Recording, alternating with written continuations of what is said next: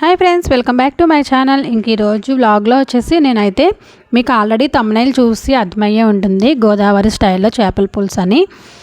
So ఇంక నేనైతే ఈరోజు మార్నింగ్ అయితే దోశలు అయితే వేస్తున్నాను. సో ఫ్రెండ్స్, ఎక్కడ స్కిప్ చేయకుండా చూడండి. మీకైతే నాకు వచ్చిన స్టైల్లో సింపుల్ వేలో చూపిస్తాను. టైం ఎక్కువ లేనప్పుడు చేపల పులుసు ఎంత సింపుల్గా చేసుకుంటారో అనిపించేలా అయితే చూపిస్తాను నా స్టైల్లో. ఇంకా టిఫిన్ అయితే చేసేసామండి. ఇక్కడైతే టీ పెట్టడానికి అయితే నేను 2 గ్లాసెస్ పాలు తీసుకుంటాను. అందులో 1 గ్లాస్ వచ్చేసి వాటర్ తీసుకుంటాను. ఇంకా తర్వాత నెక్స్ట్ వచ్చేసి చూడండి, నేను ఇక్కడైతే అల్లం ఉంటుంది కదా, ఇక్కడ 1 గ్లాస్ అనమాట. మీకు అలా వేయడం వల్ల అలా కనిపిస్తుంది. ఇంకా అల్లం అయితే బాగా దంచి ఇలా వేస్తాను. ఫస్ట్ అయితే అల్లాన్ని కొంచెం సేపు మరగపెట్టుకోవాలన్నమాట. వెంటనే టీ పొడి అవి కాకుండా కొంచెం సేపు ఒక 2-5 మినిట్స్ మరగపెట్టుకుంటే సరిపోతుంది. అంటే మనకి అల్లం అనేది అబ్జర్వ్ చేసుకుంటుంది కదా బాగా మరిగి, అప్పుడు టీ పొడి అయితే వేస్తాను. ఒక 2.5 స్పూన్స్ అయితే వేయాలి టీ పొడి.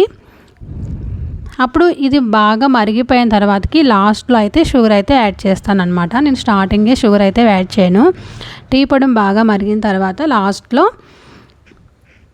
షుగర్ అయితే వేస్తాను అనమాట.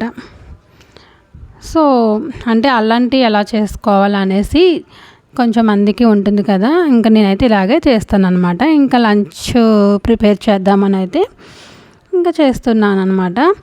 మీకు కనుక ఇప్పటి వరకు మన వీడియోస్ చూసి నచ్చినట్లయితే తప్పకుండా లైక్ చేయండి. అలాగే కొత్తగా చూస్తున్న వాళ్ళైతే సబ్స్క్రైబ్ చేసుకోండి.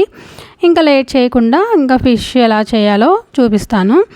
ఇంక ఇక్కడ వచ్చేసి చేపలు ఉంటాయి కదా, అందులో కొంచెం ఉప్పు వేసుకుని బాగా వాష్ చేసుకుని పక్కన పెట్టుకోవాలి. ఇందులోకి వచ్చేసి మిక్సీ బౌల్లోకి ఒక 2 ఆనియన్స్ 2 టమాటాస్ వేసుకొని అదైతే మిక్సీ వేయించుకోవాలన్నమాట. ఇక్కడ చేపల్లోకి కొంచెం ఉప్పు వేసి బాగా 3-4 టైమ్స్ వాష్ చేసుకుని పక్కన పెట్టుకుంటున్నాను.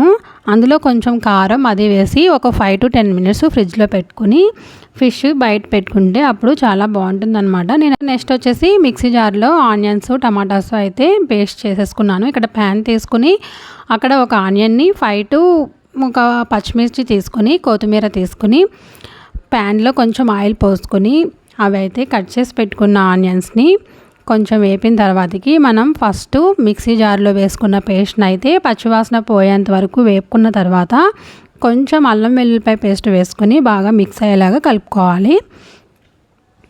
అల్లం వెల్లుల్లిపాయ పేస్టు మనకి ఏంటంటే పచ్చివాసన రాకుండా ఫిష్ అనేది కొంచెం నీసి వాసన వస్తుంది కదా, సో దానికైతే బాగా యూజ్ అవుతుందన్నమాట.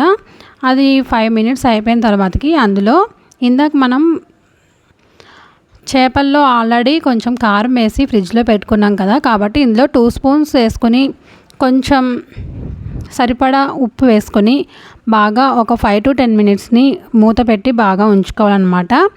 అయిపోయిన తర్వాతకి మనం చింతపండు కొంచెమే, ఎక్కువ చింతపండు యూజ్ చేయొద్దు, ఎసిడిటీ ప్రాబ్లమ్స్ అయితే వస్తాయి. అందుకనేసి కొంచెం చింతపండు పులుపు పెట్టుకొని అది 5-10 మినిట్స్ పెట్టుకోవాలి. తర్వాత అంతేనండి. నచ్చితే కనుక సబ్స్క్రైబ్.